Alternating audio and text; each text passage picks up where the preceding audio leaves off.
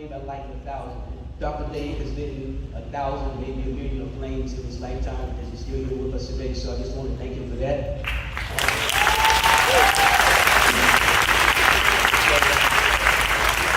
And hopefully that each of us, we have this impact on us, as Chris alluded to, if we continue to light candles and continue to work in the education of just we need it. Okay.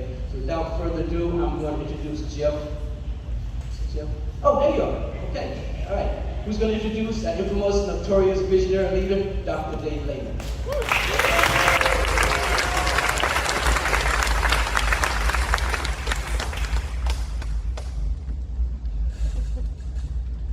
Thank you. I know hardly anybody here.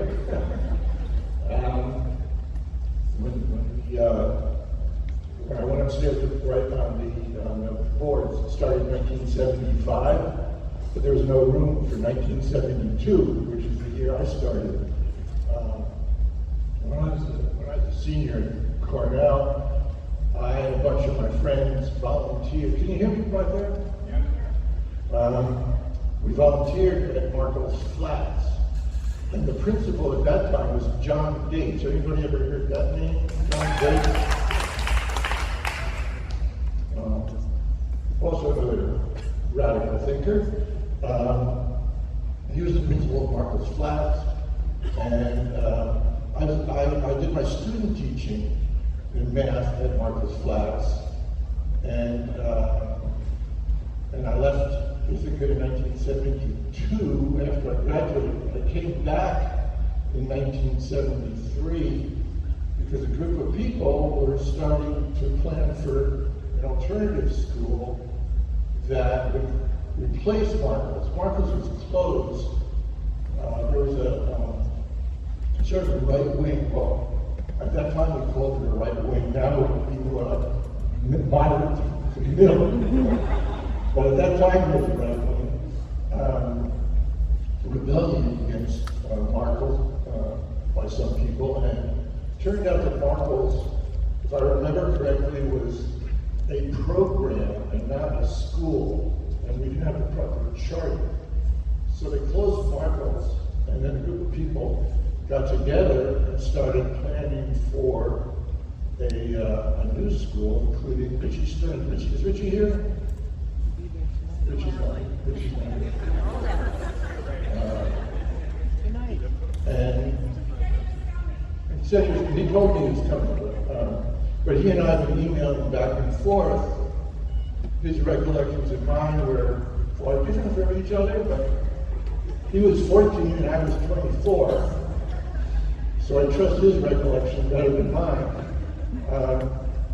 So anyway, a group of people started planning for a school, so I came back and I worked at this little restaurant called Moosewood. Yeah. And I hear some people built a yurt. I lived in a yurt in Sapsucker Woods while we were playing in school. And ultimately, I became the math teacher. I stayed until '79. And so I was here from basically the age of 22 to 29. It seems like a short period of time, but it was probably the most intense period of time in my life. And it was so intense I had to do something much easier, so I became a criminal lawyer and a labor lawyer. So, that was context. I thought there'd be a teleprompter, but there's no teleprompter. So here's my story. I'm sticking with it, even though it may not be true. I remember we were playing in the school, and I made a phone call to an organization in Ohio. The organization supported alternative schools. We were looking for a principal, and I wanted to put an ad in their newsletter. Dave, come here from another home. I put an ad in their newsletter advertising that we needed a principal. And I talked to a fellow on the phone and explained what we were doing, and I'm not that great with names, but I remember the name of the person I talked to, because God's name was Dave Lehman. And so Dave and I talked about what we're doing, and Dave said, I might be interested in that. So the process continued. Dave came, and Dave was interviewed. Richie says there were 50 people who applied. Richie's not here. I don't believe it, but he's here. And he said we narrowed it down to 11, and then picked Dave. I think that we only had one person in mind the entire time, and that was Dave. So that is my story. So why was Dave the lead candidate? We needed at that time a combination that's hard to find. We needed a radical educational vision of alternative education, but we also needed someone with the credentials and seriousness of purpose and the commitment, but to get through the gauntlet of not only with students, the parents, the community, but the school board and the bureaucracy that was really kind of not supportive of this idea. And to say the least, right? And I mean, I would say that the odds were against us. The odds were against us. So we had to find this combination of person. And we did. So, who is this guy? He came to us from Texas, and Ohio, and Africa, and came to Ithaca. So Dave Lehman had a PhD in biology and ecology. And when he was studying biology and ecology, he started having alternative ideas about how to study and teach science. That led him to direct a biology education project in Ghana, Africa, revamping the curriculum in English-speaking African secondary schools for UNESCO, the United Nations Educational, Scientific, and Cultural Organization. And then, after he did that in Africa, revamping the curriculum in 12 countries, he came to Texas, where he and a bunch of people started an alternative K-12 free school, whatever they called free schools then, in southwest Austin, Texas. And Richie says that he and a bunch of the Puryears drove down and visited that school. I don't know if anybody here can confirm that story, but that's Richie's story. While we were vetting Dave. And then Dave moved to Ohio, where he was a non-denominational minister to children and youth in Columbus, while he was doing staff development and consulting work for alternative schools across the US and Canada. So, how's that for a resume for what we're looking for?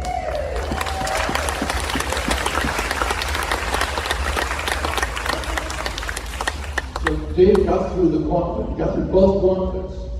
The crazy people like us and the not crazy people who were the other type of crazy people who were the bureaucrats. And Dave was 0.4% principal and 0.6% science teacher. And I was 0.2% math teacher, I think, because we only had 3.5 teachers for 65 students. We began in the old Marcos Flats building, which I think now has been condemned, and they tore it down. After it's condemned. And there's a dynamic and creative curriculum, but the cornerstone of the program was working together democratically, staff, students, volunteers, and parents. So Dave will tell you all about the principles, LES. But I want to talk about 1977. So the other The other principals in the efficacy school district, the superintendent put forth a proposal to merge the new junior high school, new junior high program in JFP, into a Department of Alternative Education housed at DeWitt Junior High School. This is not terribly dissimilar from the idea that they had of merging East Hill into Central. And side story, while I was here from 72 to 79, I got a master's in education in Cornell, and my master's thesis was on the merger of East Hill and Central. So this is another idea just like that, which is to merge it to DeWitt. Okay. So so Dave responded to this proposal. Here's what he said. And this is at the school board meeting in 1977. He said, quote, "Should you choose this proposal, you are telling a significant minority of this efficacy school district, students, parents, teachers, administrators, and other members of the community, that there is no room for a different philosophy of education in Ithaca's secondary schools. There is no room for a different way of relating to young people as decision makers, teaching them with different and varied methods. There's no room for working together collectively rather than hierarchically. There's no room for a different way of working cooperatively to parents as prime decision makers in educating their children. And there's no room for teachers and students to reach out and actively involve a whole community of resources in their teaching and learning. In contrast to that, he said, what we need is a permanent home with a different philosophy, methods, and approaches to teaching and learning." And following a standing ovation and a thunderous applause, the board voted 8-1 to continue to adopt Dave's approach.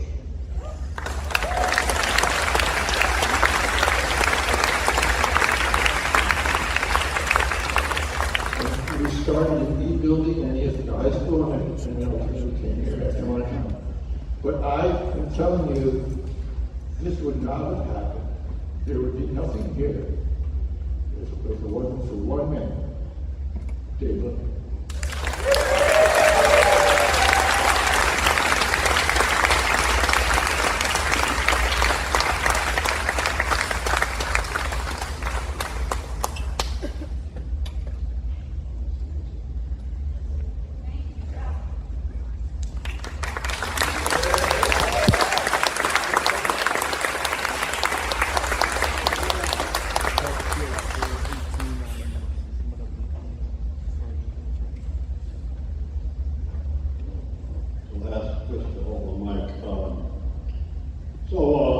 Unaccustomed as I am to public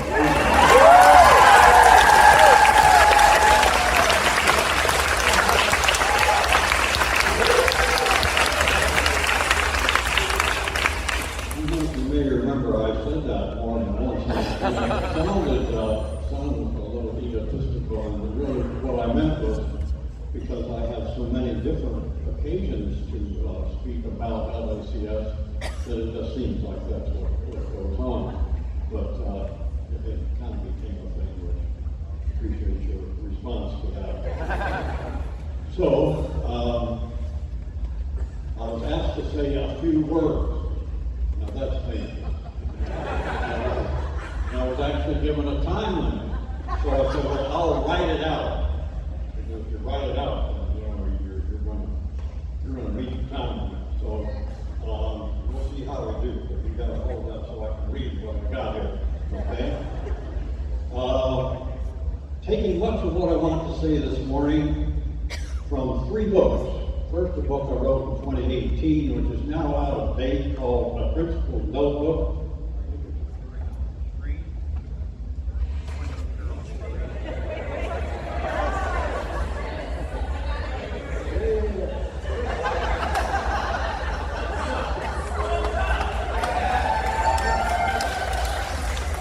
So, that was the original book. It's now out of print. More recent book was Africa Then and Now, Lessons for Educators from the Municipal Biology Project for African Secondary School.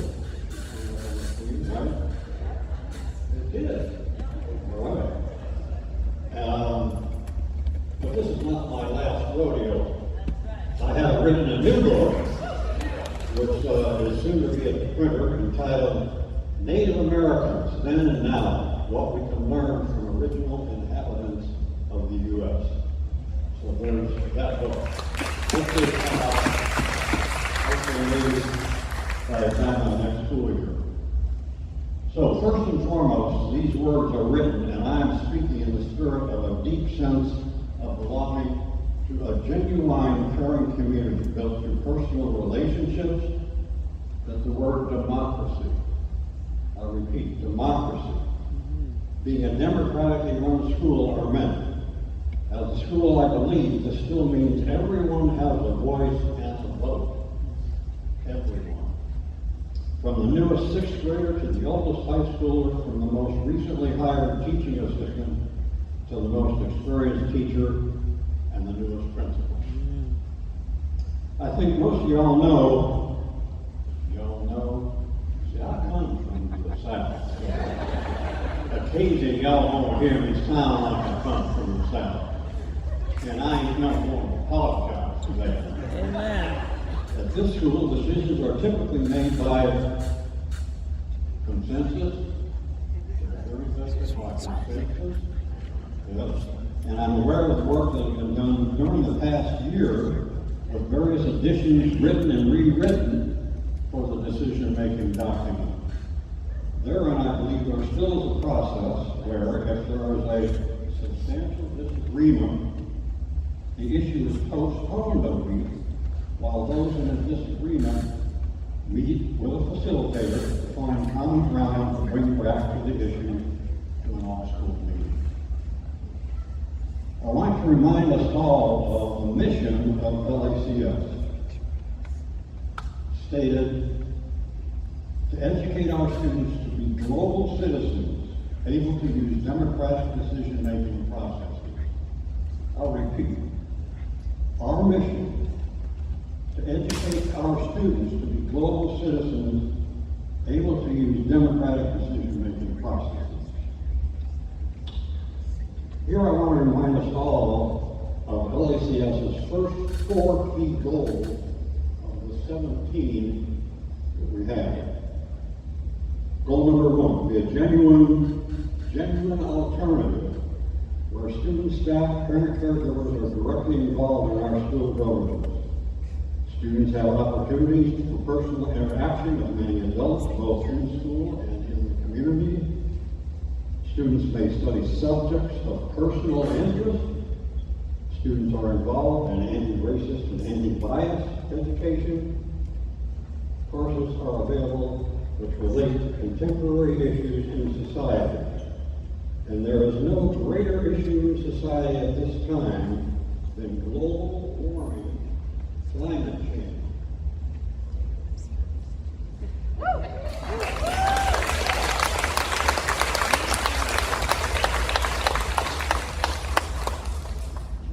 Goal 2, to be a cooperative, supportive community striving to shape power and resources within the school and the larger community. Goal 3, to be a school, an environment for active teaching and learning, working and playing together. Goal 4, to remain steadfastly responsive to the people who make up our school community and thus to adapt to the changing needs of our students, parent caregivers, and staff. And there are 4 key components involved in what democracy means in a building that's democratically run school community. A, democratically run weekly staff meetings planned by a volunteer agenda committee of which the principal is not a member. The agenda committee plans to do. B, student and staff democratically run weekly all school meetings. C, student direct involvement in committees, including the site-based council committee, which is at the heart of the running of LACS. And then 4th would be student participation in family groups. And I want to emphasize a little bit about family groups because that's an unusual phrase to describe what happens in the school. Family groups actually here have 10 different key functions. Just to review your memory on these, for those who haven't been there for a little while, and for those who aren't familiar. Number 1, counseling. 2, administrative program planning. 3, parent caregiver school communication and community building. Critical to say for the parent caregiver. Notice parent caregiver, that was corrected for me at one point when people point out, not everybody is a parent, but they may have young people for whom they care. So we call them everybody, parent caregiver. 5, social skills group building. 6, group skills interaction. 7, developing a consciousness of alternative education. 8, recreational. 9, what we used to call check-in, which meant simply go around the group asking each student to say, how you doing? What's that? And then 10, discipline and conflict resolution. Often some of the conflicts could be resolved by working it out through help in the family. Last but no means least, I want to briefly review spring trips.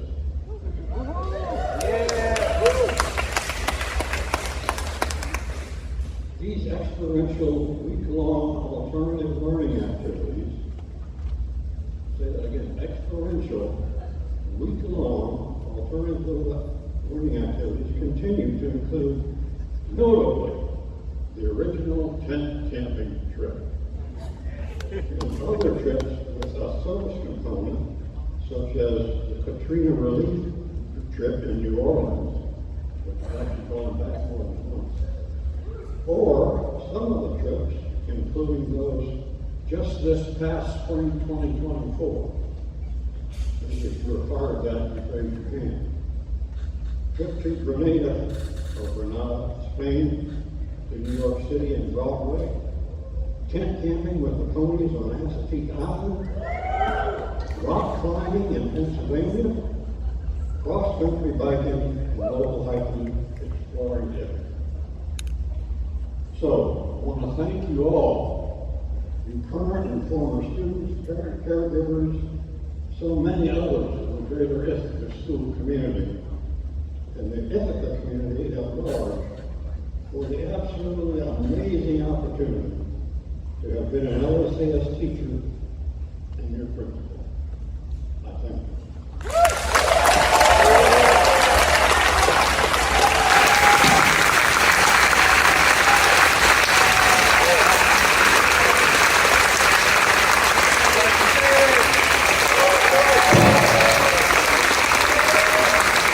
Thank you, Dr. Dave Lehman.